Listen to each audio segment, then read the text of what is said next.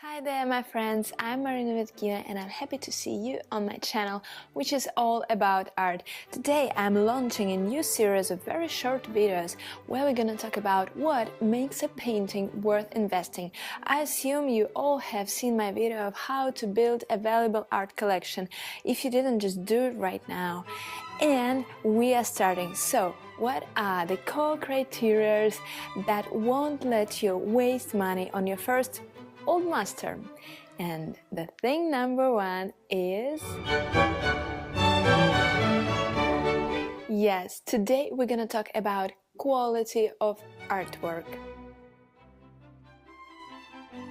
Surprisingly, but this material parameter is also applicable to a work of art.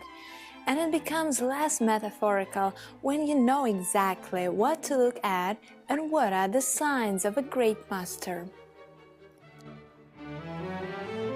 And today I suggest we start talking about what are the most representative details that truly show the artist's mastery, maestria, and his ability, his or her ability to draw certain things and express himself on a canvas.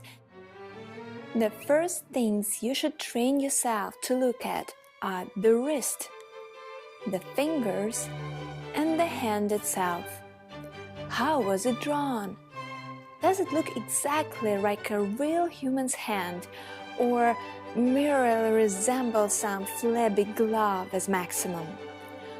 You would probably be surprised, but hands are the most challenging part of a human body in terms of correct naturalistic depiction, and their proper execution is a clear sign of a great master. As a side note, there are a lot of paintings, and I think that unfortunately you'll come across to that were initially of a very good quality. The wrists were drawn so good.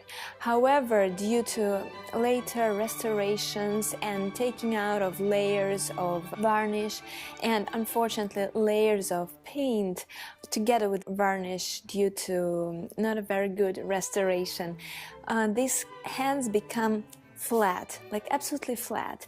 Does it degrade the quality of a painting? Unfortunately, yes, that's a very bad sign. So I suggest that you train your eye at looking at different paintings and readily recognize what is a sign of a good hand and artist's ability to draw it. Hands are the most important things. Well, my friends, today we started talking about quality, and we've been talking about hands. Yes, and I promise the video is gonna be short, so next time we'll continue our talk about quality of art. So see you in my next video. Bye bye.